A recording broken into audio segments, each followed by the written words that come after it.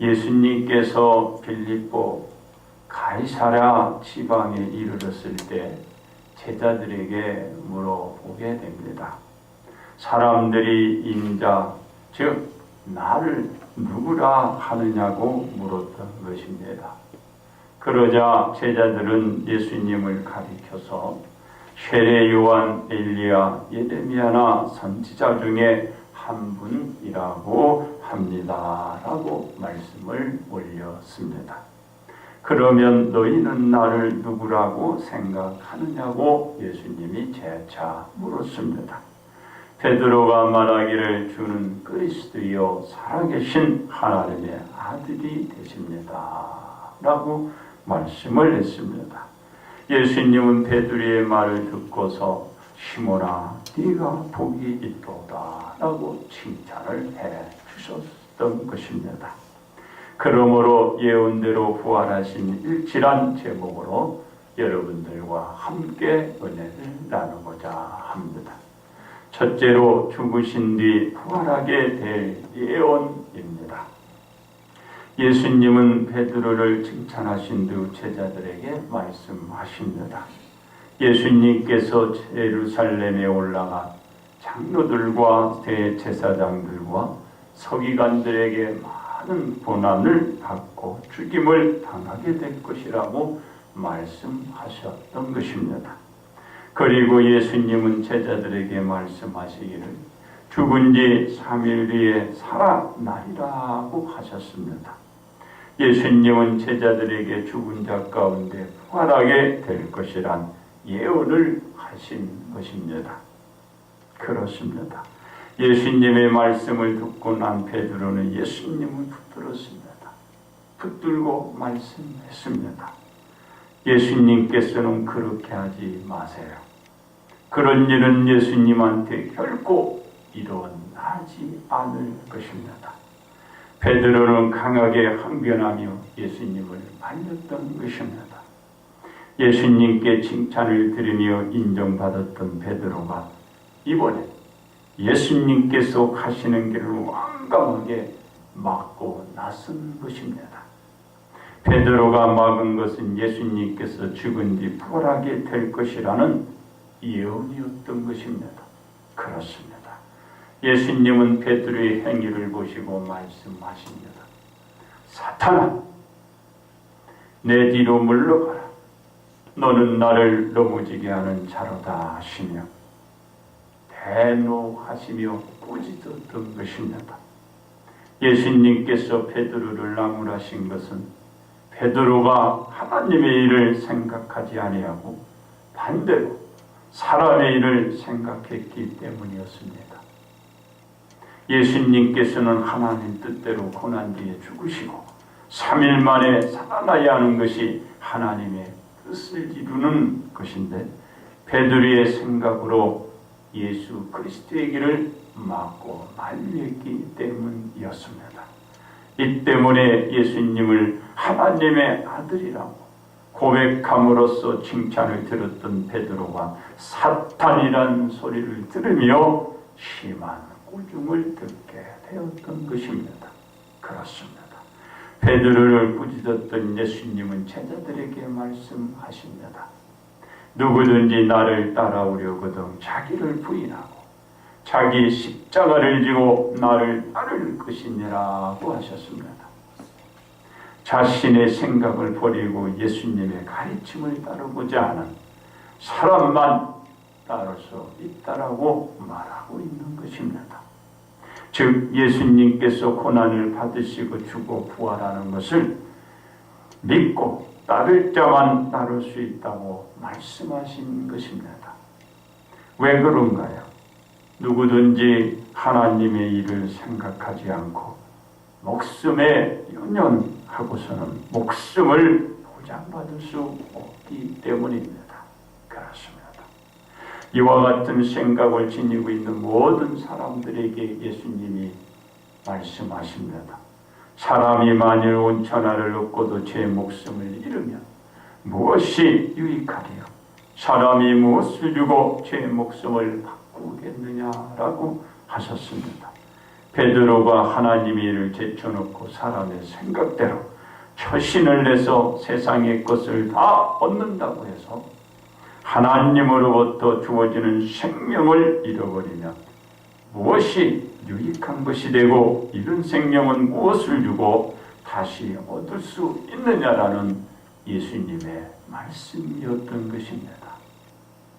곧 예수님께서는 세상에서 취할 수 있는 모든 것을 다 이뤄도 다시 취할 수 있지만 인간의 생명은 한 번 잃으면 다시는 취할 수 없다라는 말씀을 저들에게 해 주신 것입니다. 그렇습니다. 하나님의 일은 하나님께서 죽으신 뒤 부활하시는 것이었습니다. 이것을 믿는 것입니다.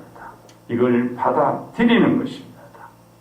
예수님은 이 일을 제자들에게 예언하는 그 일치로 말씀해 주셨던 것입니다. 두 번째로 예언대로 부활하신 예수님입니다. 예수님이 죽어 다시 살아나는 것은 하나님의 뜻이었고 이 하나님께서 죽으신 예수님을 무덤에서 사망의 권세를 물리치고 다시 살아나게 하는 것도 하나님의 뜻이었습니다. 하나님께서 예수님이 죽은 뒤 부활하는 것은 예견되었다라는 것입니다. 이 정해진 대로 예수님께서 죽은 뒤 부활할 것을 예언해 주셨던 것입니다. 그렇습니다. 예언하신 예수님은 죽은 뒤 부활의 일치를 나타내시기 위하여 어린 나귀를 타시고 예루살렘에 입성하셨습니다. 예수님의 입성은 무리들의 환영을 받았습니다. 온 성이 소동했습니다. 성의 무리들이 예수님의 입성으로 말미암아 설렘으로 기대에 들떠 있었기 때문에 예수님을 이와 같이 환호하고 그들은 맞이했던 것입니다. 아마도 제자들은 군중들의 하늘을 보고서 큰 기대에 부풀었을 것입니다. 제자들은 예수님께서 말씀하신 것을 잊고 있었기 때문이었습니다. 왜냐하면 예수님께서 죽은 자 가운데 3일 만에 살아나리라는 예언의 말씀을 저들이 기억하고 있는 제자들이 없었다라는 것입니다. 바로 한 명도 그 예수님의 말씀을 기억하고 없었기 때문이었습니다. 그렇습니다. 예수님이 예언한 죽은 자 가운데 부활할 것이라 말씀을 기억하고 있었다면 제자들은 은 30냥에 예수님을 팔아 넘기지 않았을 것이고 베드로는 예수님을 3번에 걸쳐서 부인하고 우매함을 깨닫고 나가서 대성통곡을 하지 않았어도 되었을 것이고 제자들은 두려움에 사로잡혀서 집에 갇혀 있을 필요도 없었을 것이고 밖에 나가서 복음을 저들은 아마도 전했을 것입니다. 그렇습니다. 예수님께서 예언한 죽은 자 가운데 부활할 것이라 말씀만 믿었다면 상황은 아마도 저들은 다른 그 생활 달랐을 것입니다. 이러한 상황이 제자들에게 일어난 것은 예수님이 말씀한 예언의 말씀보다도 자신들의 기준에 의한 생각대로 생각하고 행동을 했기 때문에 일어난 것입니다. 제자들의 생각은 완전히 빗나갔고 예수님은 제자들에게 예언하신 대로 장로들과 대제사장들과 서기관들에게 많은 고난을 받고 빌라도 총독에게 넘겨졌게 된 것입니다. 그렇습니다. 갖은 순환을 받으신 예수님은 예언대로 십자가에 달리시기 위하여 십자가를 메시고 군중들의 조롱을 받으시며 골고다 언덕 위를 향하여 올라가셨습니다. 골고다 언덕 위에 오르신 예수님께서는 십자가에 묶였고 못에 박혔습니다. 그리고 예수님이 못 박혀 매달은 십자가를 저들은 우뚝 세웠습니다. 예수님은 정오 12시에서 오후 3시까지 갖은 고통을 다 겪으시며 겪으신 예수님은 예수님의 영혼을 하나님 아버지 손에 의탁하시고 숨을 거두시게 된 것입니다. 그렇습니다. 십자가에서 숨을 거두신 예수님을 아리마대 요셉이 빌라도 총독의 허가를 받아 예수님을 십자가에서 내려 장사 치러진 일 없는 무덤에 장사를 치르게 된 것입니다. 아리마대 요셉이 예수님을 무덤에 안치한 시각은 금요일이었습니다. 예수님은 예언대로 죽은 자 가운데 3일 만에 무덤에서 오늘 부활하신 것입니다. 예수님께서는 제자들에게 예언한 죽은 자 가운데 3일 만에 부활한다라는 그 예언대로 그 일지를 나타내 보여주신 것입니다. 세 번째 예언대로 하나님의 자녀는 부활합니다. 베드로가 예수님으로부터 부중을 듣게 된 것은 하나님의 뜻을 거슬리고 사람의 뜻대로 일들을 처리해 나가려고 했기 때문이었습니다.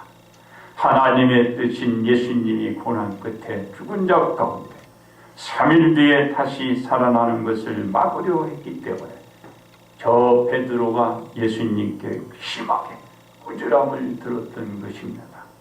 베드로가 예수님께서 예언하신 죽은 뒤 3일 만에 부활하게 되는 것이 어떤 의미를 가지고 있는지를 정확히 숙지하지 못한 데서 베드로의 행위가 나타난 것입니다. 그렇습니다. 그러나 예수님께서 죽은 지 3일 만에 부활하시는 것은 정해진 것이고 예견되었던 것이었습니다. 그래서 바리새인과 사두개인들도 와서 예수님을 시험하여 하늘로부터 오는 표적을 보이기를 청할 때 예수님께서는 간접적으로 요나가 물고기 뱃속에 사흘 밤낮 있다가 나온 표적밖에 보여줄 것이 없다라고 그들에게 말씀했던 것입니다. 예수님이 죽은 뒤 다시 부활하는 것은 예견대로 예수님의 부활로 그 일지로 오늘 부활하신 것입니다. 그렇습니다. 예수님이 고난 뒤에 죽은 지 3일 만에 죽은 자 가운데 부활이 기정사실이었지만 제자들이나 세상 사람들은 믿지도 받아들이려고 하지도 않았을 뿐만 아니라 저들은 아예 거부하고 밀어냈던 것입니다. 그래서 모두가 예수님이 죽은 지 3일 만에 죽은 자 가운데 다시 부활할 것이라고 아무도 마음에 두지도 않았던 것입니다. 그러나 예수님은 예언하신 대로 죽은 지 3일 만에 죽은 자 가운데 부활하시는 일치로 오늘 모든 우리들에게 나타내 보셔주셨고 오늘 부활을 우리들에게 안겨주신 것입니다. 그렇습니다. 이제는 하나님의 자녀들이 제자들이나 세상의 모든 사람들과 같이 황당한 일을 겪지 않으려면 어떤 자세, 마음다짐이 우리 모두는 가져야 할까요? 먼저는 죄를 사함받기 위해서는 예수님께서 대속물이 되셔서 죽어야 한다라는 것을 믿는 자세가 있어야 합니다. 왜냐하면 히브리서 9장 15절에서 예수님께서 새 언약의 중보자, 즉 범한 죄에서 속량하시기 위해서 죽으사 부르심을 입은 자라고 말하고 있기 때문입니다. 하나님의 자녀는 죄를 씻기 위해서는 예수님께서 죽어야 한다는 것을 믿는 자세가 필요하다는 것입니다. 다음에는 예수님께서 죄를 씻기고 형벌을 벗게 하기 위해서 갖은 곤욕과 순환을 겪으셨다는 것을 믿는 자세가 있어야 합니다. 이사야 53장 8절에서 그는 곤욕과 신문을 당하고 끌려갔다. 즉 예수님께서 땅에 끊어짐은 마땅히 형벌을 받아 끊어질 백성들을 위해서라고 말하고 있는 것입니다. 하나님의 자녀가 죄를 지어 받은 형벌의 허물을 벗기 위해서는 예수님께서 죽어야 한다라는 것을 믿는 자세가 있어야 한다라는 것입니다. 마지막으로 예수님께서 죽으사 죄를 씻으시고 다시 부활하셨다라는 것을 우리 모두는 믿는 자세가 있어야 합니다. 고린도전서 15장 3절로 4절에서 성경대로 그리스도께서 우리 죄를 위하여 죽으시고 장사 지낸 바 되셨다가 사흘 만에 다시 살아나셨다라고 말하고 있기 때문입니다. 하나님의 자녀는 죄를 씻으신 예수님이 죽은 지 3일 만에 죽은 자 가운데 부활하셨다라는 것을 믿는 자세가 있어야 한다라는 것입니다. 그렇습니다. 이와 같이 예수님께서 죽은 자 가운데 3일 만에 부활하셨다라는 것은 예수님의 예언대로 부활하셨다라는 것으로 믿고 받아들여야 합니다. 왜 그런가요?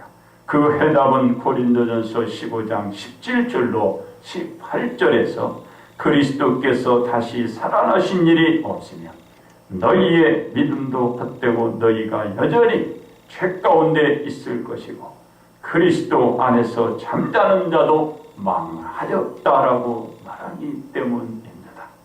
그러기 때문에 하나님의 자녀는 예수님께서 죽은 자 가운데서 다시 부활하시어 잠자는 자들의 첫 열매 되셨듯이 예언대로 부활할 것으로 믿고 오늘 우리에게 나타난 이 부활로 영광과 승리로 오늘도 함께하는 부활을 맞이하시기 바랍니다.